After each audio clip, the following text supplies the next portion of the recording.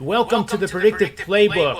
We have another debut here on the Predictive Playbook, and it's California Wager is joining me.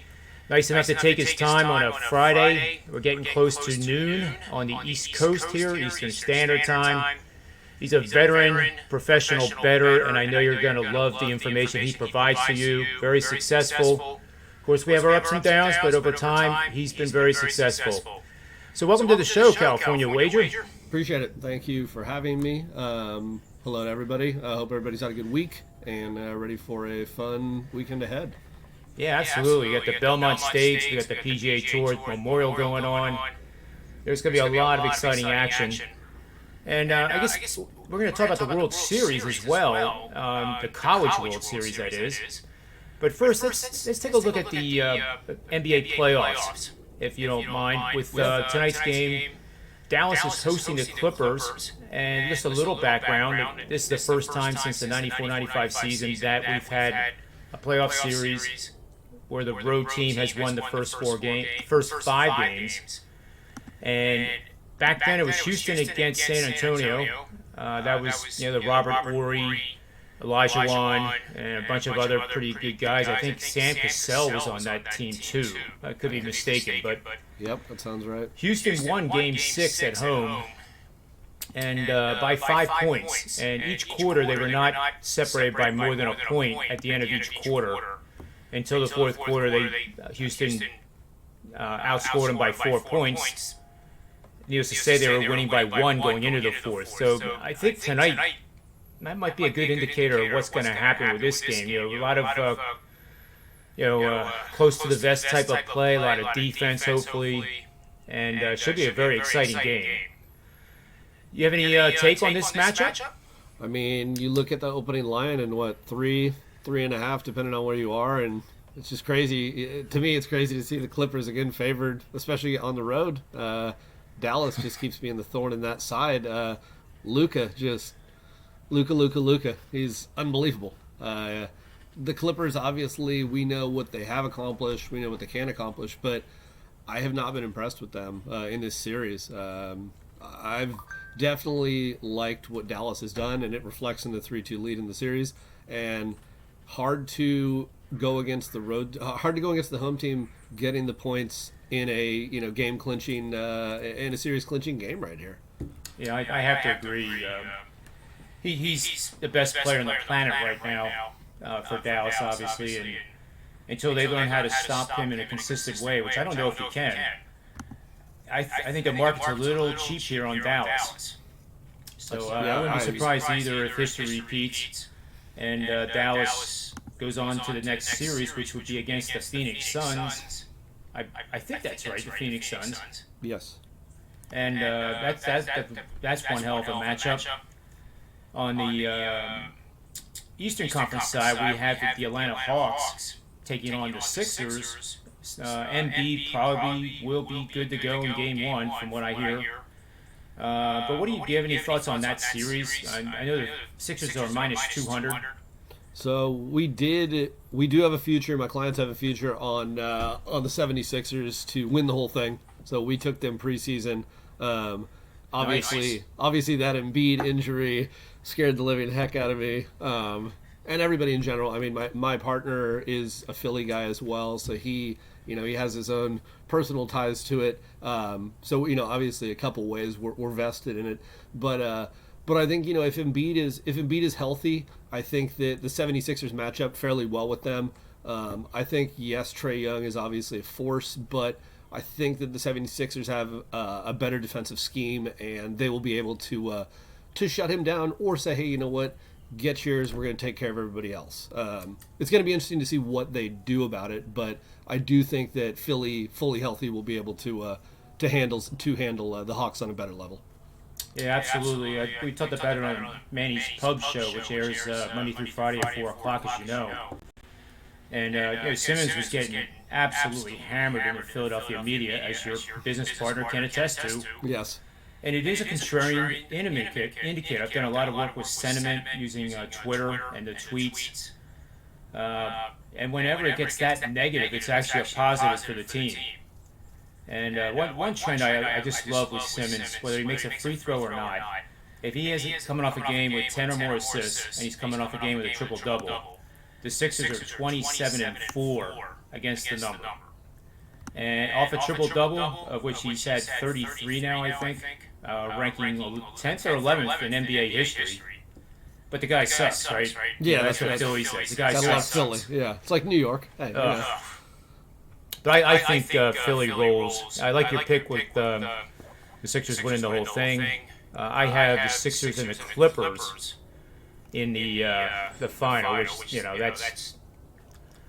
Well, we'll find out tonight, right? But I almost want Dallas to win, Yeah, exactly. It was such a good team. Oh, by the way, Houston that year, 1994-95 season, went on to win the championship. It's hard to imagine Dallas doing that, but with Luka leading the way, I mean, anything's possible, and you're probably going to get tremendous value just to put pizza money on it. Yeah. Just as an afterthought. Yeah, I mean, as a Warriors fan, would you have thought, 20 years ago that a team would have been able to win a championship with the way they did? I mean, probably not. And you see how the game is developed, and even years ago with LeBron, kind of the one-man show with being on the Cavaliers there. If Luka's hot and he gets a little bit of help from the guys around him, who's to say he can't do it? I mean, obviously, I'd love if the Sixers did it since my Warriors aren't in it, and a lot of credit to the Warriors for what they did do this year. That was sure fun. It was heartbreaking to watch how they went down in both those playoff games, especially after watching how the Lakers went down. I think the Warriors really would have given the Suns a nice battle. I agree. But hey, so be it. You know what? Injuries happen. That's the name of the game. I mean, football being the key one, but basketball is really just a survival, and people want to talk badly about these guys resting, but do you really care about how they do in the middle of the season, or are you worried about them in June when it really counts? So it happens. It's part of the game. It was interesting / funny when Barkley called AD Anthony Street Clothes Davis, which wow. But 82 games is a grind, even though they did 72 this year. It's still, yeah. I mean, and you forget how big those guys are. Yes, they're great athletes, but you know how much that takes. I mean, I'm 6'3" and my body's beat up. I can't imagine being 5 inches more at the minimum, basically, and getting beat up all day, running up and down the court. So, it is what it is. Sometimes it's part of the game. That's the risk you're taking, and there's a reason why these guys sign guaranteed contracts. That's right. Unlike the PGA Tour, that's a totally different topic for another show. That would be, we do a lot of golf. I'm a pretty avid golfer, as most baseball guys are. I was a pitcher, so you dive right into the golfing world. So yeah, we can get into golf sometime. This is another fun weekend, and maybe a major we can chat a little bit more about. Absolutely. Something. We like to dive in on some golf stuff. We were close last weekend. We have one of my smaller books. We have a big 4 option. So we took that, and Spieth was one of them. And, I should have hedged myself at the final day, but we had a top 5 as well with him, so that hit. But hard to watch him lead for 3 days and then not be able to finish it off. But cheers still. Cheers to your winner. You got to give him a lot of credit for what he did sticking around that whole time. Yeah, I don't know how to say this, but at least I tweeted this, and it was on the shows that I had the guy who beat Spieth. I'm not trying to one-up you by any stretch of imagination, but I was as surprised as you that Spieth did not win that. I thought for sure I was going to come in second, and so be it, I lose, but I also had top 10, top 20. Yeah. But this week we're at the Memorial, and they got some severe weather yesterday. The guys that were on the course really got punished. I have Kazire as one of the guys, long shots to win, and he's +3, and not even on the back 9 yet. Yeah. So we'll have to see how that goes. But Morikawa, he's leading at -6, and he's done. Yeah, which is big. Yeah, it's huge. Because that was a big thing. We didn't touch anything pre first round this week because honestly, I saw what you're talking about right now, and weather is just so unpredictable, especially where they are right now, that I'm going to give out weekend stuff, but I needed to see how they played, who was ready to play in this weather, and honestly how bad it was. So you're getting a taste of it. We'll find out today too. It's like, you know it as well as anybody. Sometimes the best play is no play. Exactly right. I love it. Yeah. Positively. So let's move over to the NCAA World Series here, and I'm looking at some of the odds. And of course, we have some games, much like the NCAA tournament, that are going to be kind of won before they're fought. But you do play them, and the odds are pretty steep. For example, the first game going at noon in about 15 minutes is Army and Texas Tech. The run line's plus 6.5, minus 120. Yep. And there's 750 to win. But it seems like the over/under is being bet pretty heavy to the over in that game. So I don't know. You would think that Texas Tech could score 13 on their own merit, but I don't know anything about Army's team, so it's not fair for me to say. But you've looked at this very carefully and taken a couple deep dives in this event. So which teams do you think stand out as contenders, and then which ones would be kind of long shots in your opinion? Well, it's interesting this year, and like you said, it is going to be just like the NCAA basketball tournament, where you're going to get massive long shots, where you're going to get these just ridiculous spreads. Like you said, Texas Tech minus 6.5 this morning. Obviously, that's a football game. But the joy of it is that more books are putting out almost every single game for the first round, which starts at 9 o'clock this morning, carries through the entire day. So it'll end up being a big day of sports across the entire board. You'll get it from, like I said, 9 a.m. all the way until 10 p.m. on the East Coast with two of the games. We look at value. We look at teams that I think can offer really the best chance for you to cash. And for myself, I can give you my strongest play, and big shocker. I really, really do think that the overall 1 seed Arkansas will win the whole thing. Arkansas has just absolutely been impressive. 93 home runs this season. They are legitimately the best team in college baseball over the past few months. They also, as long as they keep winning, they, as well as the other 7 top seeds, 16 regionals in all, the top 8 of them, as long as they keep winning, will continue to host through the next round, which is the Super Regionals, then Omaha. Arkansas has one of, if not the best home environments. It's going to be just impossible to win there. 46-10 this season. They're obviously the number 1 overall. They won the SEC regular season. They won the SEC tournament championship. And they're looking to go back to Omaha for the 3rd time in a row. And just top to bottom, from pitching to, get this. You look at a guy on their team, Kevin Cobbs, 10-0 this season, 10 saves, doesn't have a start. So you just look at that, for example. You know that they're loaded. The offense is ridiculous, and they're going to be playing in just an environment that suits them very well. You just quickly browse their bracket, too. They get Northeastern, Nebraska, and New Jersey International of Technology for the first round. So they get what they deserve as the 1 seed. They should cruise. My biggest long shot in terms of what I could see happening would be LSU. Palminieri's final season as head coach. See that. Pardon? I can definitely see LSU. Yeah, Palminieri's final season as head coach. LSU, 34-22, not the sexiest record and all, but you look at what conference they play in, and when it comes to tournament time, this is a team that can absolutely roll.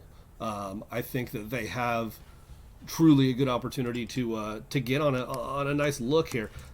They play in the Oregon Regional. They'll be in Eugene, and they go against Gonzaga, Oregon, obviously, and then Central Connecticut. So, hey, we'll see what happens here. But I think LSU, if they get off to a nice start, and they're not playing in a real hostile environment, so they did get lucky kind of getting away from everything. I think getting out of SEC country, Big 12 country is big for them.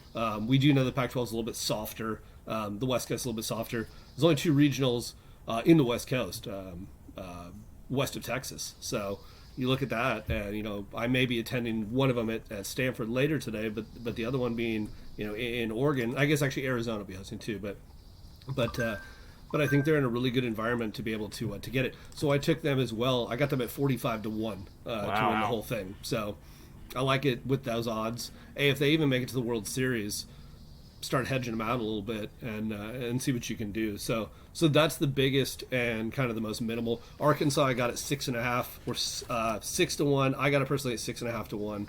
My clients got it at 6 to 1. So I still like the value there because I would expect them would really be shocked if they weren't into the World Series. Yeah, the only thing that could stop them is a hot starting pitcher by one of the opponents. But I mean, if they're hitting almost 2 home runs a game, it's only a matter of time until somebody gets hammered. I mean, 6 to 1 sounds cheap to me. I completely agree. And college baseball is one of those markets that it's very untapped. Not a lot of people want to touch it. Kind of like what KBO is to us. We hammer KBO and we're very successful in it, but a lot of people don't see it, aren't exposed to it, so don't want to touch it. And I understand that, but in the same sense, I know how much you work in stocks. I know how much you are invested in crypto and other things related towards it. And I mean, it's a different type of investment. You don't need to sit there and watch all of your investments to earn. You know, it is that's right. Something that, you know, you do need to trust who you're putting your money in and what stock and whatever investment it is. But at the same time, you don't need to be hands-on with everything necessarily to make money in it. And college baseball is one of the things that I've sat back, I've watched the games, and even though it's not a big market in terms of lines, it doesn't mean that when they come out, I'm not going to hammer them because there is great value. Yep. Yeah, I love it. We look, though, it is an interesting year with college baseball because this year, unlike any other, you've never thought of, you know, the first 4 out actually having a chance to be in. Obviously, nothing's come up yet, but say by tonight, the scary CV-19 comes out, and you know a team that hasn't been protocol correctly goes. Baylor would be the first team in. Unfortunately, the second team in would be Pitt, and Pitt I think is. They got the biggest screw job in baseball this season. Pitt was absolutely dominant throughout the entire season, but the committee I think kind of got lazy a little bit with what, you know, no offense, but I think they got a little bit lazy. They just took the top 40 RPI teams. Alabama did not deserve to get in any way, shape, or form.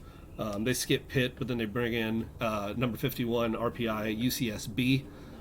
Who is still formidable, and they're a great team out of the Big West, but Pitt deserved to be in. And if you're going to let, you know, all of these other squads in, I think that Pitt should have been not an auto berth because they weren't deserving of that, but they should have been the next tier down. So it was unfortunate that they made it, and I feel for them. Yeah, I can see that for sure. That's kind of the easy way out. Take the top 40 RPI and not evaluate the other ones that are, you know, the infamous bubble teams like in the NCAA tournament. And you watch the tournament selection show, and even the committee chairman, he kind of stumbled over his own words because he's talking about how, you know, certain teams didn't get in because of how they finished the year. And then you look at Alabama, who lost like 9 of 12 to end the year, and how do you let them in besides the name of Alabama and being in the SEC? You know, it's kind of like, and it feels like football kind of all over again. You look at, you know, the 16 hosting conferences, and it's 7 SEC teams, and a lot of them are deserved. 3 Big 12, 3 Pac-12, a Conference USA, an ACC, and then an AAC. So, you know, it's kind of look who's at the top again. At least with college baseball, it is different. You know, you look at the team names, and if you're, you know, exclusively a college basketball or football fan, you're probably going to be like, who in the heck is NJIT? You know, who in the heck is Dallas Baptist? You know, there's a lot of these teams that people are just probably, you know, like McNeese State. I guess basketball you'd be on it, but it is kind of funny to see the difference in squads. But it is cool to see some of these new faces that get a chance with D1. Yeah, and Texas is always loaded with some schools you never heard of. You being a baseball guy, and my oldest son played college baseball not too long ago, but you know, Tyler, Texas was a Division III juggernaut. I think the one season they beat 5 SEC schools. So the gap between Division III and Division I baseball is a lot narrower than football. Like, you're not going to see a Lehigh beat Alabama in football ever. No.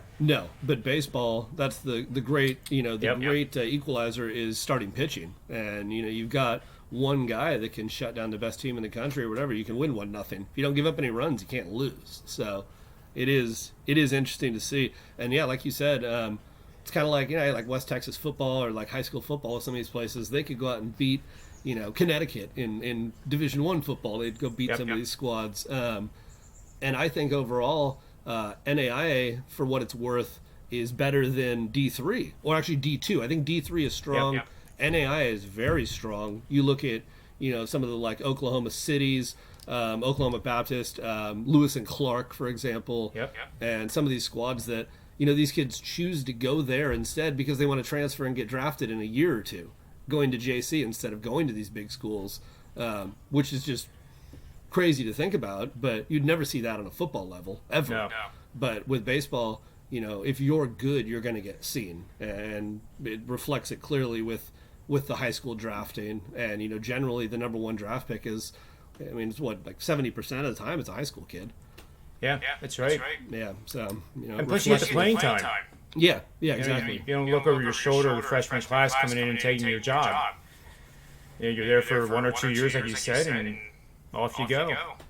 Yeah, which is really an interesting, and it reflects recruiting and coaching too, because you look at a team like a Coastal Carolina, veteran leadership can almost outdo talent sometimes with college baseball, because a lot of the time your best players are going to be gone, junior year, going into senior year, understandably, as they should if they're good enough to get drafted. But baseball, I feel like, unlike any other sport, isn't all about physically. You're not banging into people. The mental game is as much as anything in baseball. So, it really can do so much to you when you're confident, when you're playing well, when you're in the right headspace. It can, and when you've got a good leadership with coaching, it's huge. There's a reason why you've heard the few coaches repeat it over and over and over again, because they're that good. Yep, no doubt. Well said. You want to transition over to NHL as the final part of our show and see what's going on there? I know we have the Canadiens, who stunned Toronto, coming back from down 3-1 to winning Game 7. They took care of the Jets in Game 1. They lead the series 1-0, obviously.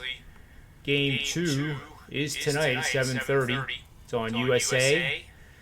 And I'm seeing Winnipeg favored -115 with an over-under of 5.5. And what do you think is going to happen with this matchup tonight? The funny part is with NHL, my partner is a ex-college hockey player, so we always have some fun discussions. At this point of the season, hard not to want to just lean every under. Even as an avid amateur hockey guy, because I'm not the biggest handicapper for NHL. I love watching it. You see what keeps happening with these games as we get further and further and further in. Defense becomes the priority. Goalkeeping becomes the priority, as if it's not already. And you see how you're starting to give up offensive opportunities to ensure that you're not going to give up that easy one. I think, we watched that Bruins game yesterday, and you got a real good indication of it. Even with that early goal, you saw how it was going to be. It was going to be an absolute bloodbath. Every single shot was going to be contested. And, how many deflections do you have now in every single game? And it's a pure indicator that, there's going to be no clear paths and everything's going to be a deflection, which is great. It also sucks as a goalkeeper because you're, blind to every shot. But yeah, if anything, nothing official, but yeah, hard not to lean and want to get the under 5.5. Yeah, I like that side of it too. I often wonder whether the people watching on TV realize that goalie sometimes rarely sees the puck coming. He has the ability to react off of body movements. He may not see the puck come off the stick, and then, like you said, then he has deflections to deal with. But I often wonder sometimes where fans blame the goalie for letting one through when it actually had nothing to do with him. Yeah. We'll need to get my partner in here next time at BetSmart Podcast, and I'm sure he's got some entertaining hockey stories for you. As he's obviously been in a few scrums. But yeah, he's got great knowledge, and like he always tells me too. It's kind of like baseball when we cap it. Lineups are important, but just like a pitcher is the biggest thing for us, a goalie is the biggest thing. And sometimes you're not going to find out who it is, what it is till late, but that really is the key. You got to know who's between the posts. Yeah, it's great stuff. And before we end here, I wanted you to be able to tell people where else they can find you. I know it's on Twitter, it's at California Wager, as it states on his window there. But where else can they get you? So you can find me. I also run a podcast with my partner. You can find us at BetSmart Podcast. We also have a lot of information on our website, thebetsmartpodcast.com. And if you're interested in anything we do, we're successful across the board. We're also doing a really nice job this year in NASCAR. We went 3 for 4 as well in the Indy 500. We had Pelot in what we call we had a launch pad play, we call it, where we attack 3 or 4 different ways on something. So we had Pelot 4 different ways. Only thing we lost was the win, unfortunately, on that final lap. But that was fun. And then we went 6-1 in NASCAR last weekend as well. So it's been going very well on that end. We're also really enjoying KBO. For those of you last year that enjoyed Korean baseball, we're having a real good year as well. 120, 70, and 7 right now for our VIP. So that's cruising well. And, that is. And then last year we were 109 units up last year for KBO. So it was a pretty phenomenal season, and we're continuing on with that every single night. So yeah, if you're interested in anything related to our packages or just some chit chat, feel free. You can reach out to me on Twitter. CaliforniaWager@gmail.com is another way to reach out to me. And appreciate having me on, and I look forward to another opportunity on the show. Yeah, absolutely. This will be a regular appearance, and especially you want to hear the stories from your business partner with hockey. Absolutely. Because I've never been in a hockey brawl. In fact, I've never been in a brawl. I would baseball. I was never in one. I would want to be on his side.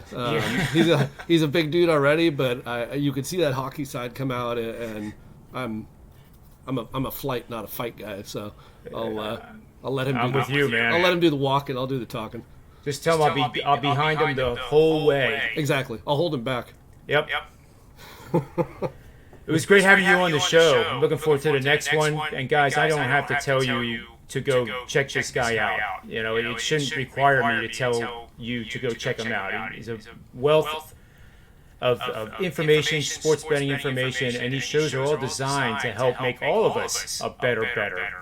So take advantage of it. Get involved with them.